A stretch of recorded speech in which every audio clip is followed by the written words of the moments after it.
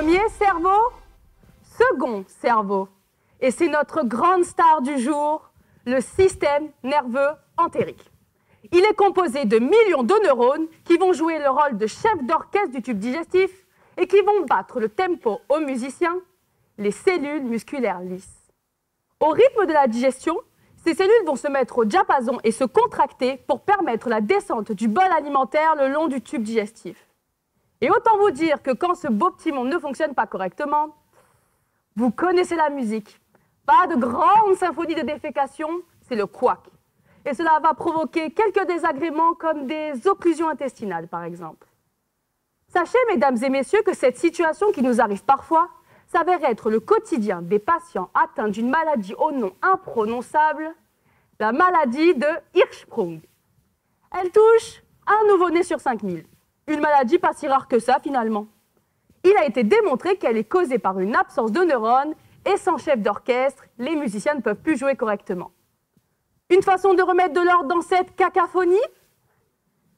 Réaliser une opération chirurgicale qui a pour objectif d'ôter la partie de l'intestin qui n'est pas en rythme.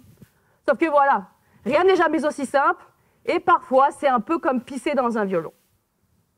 Mais alors, pourquoi certains patients connaissent-ils des rechutes après l'opération?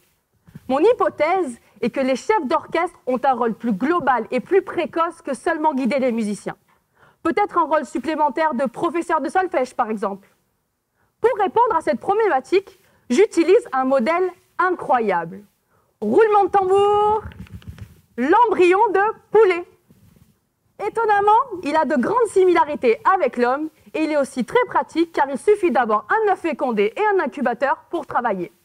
Bon, évidemment, je ne reçois pas mes œufs directement avec la maladie de Hirschsprung. On ne peut pas aller plus vite que la musique non plus. Mais c'est maintenant qu'entre en jeu mon petit récital pour mimer cette maladie.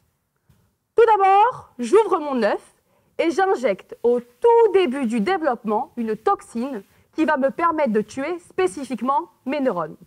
Allez hop, au placard les chefs d'orchestre. Par la suite, je dispose un morceau de ruban adhésif. Oui, ça suffit pour jouer le rôle de coquille. Puis je remets mon œuf à l'incubateur pour que l'embryon grandisse. Finalement, j'étudie mes musiciens grâce à des microscopes super puissants, mais aussi grâce à un système d'échographie. Ainsi, j'observe leur mise en place et leur état de maturité. Ces données sont d'une importance cruciale car elles permettent de mieux comprendre la maladie et, in fine, proposer une meilleure prise en charge aux patients.